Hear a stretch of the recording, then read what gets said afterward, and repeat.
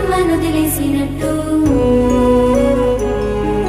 పతి అంటూ సతి అంటూ మురిసిన రాధనే వదిలేసి రుక్మిణిని పెళ్లాడినట్టు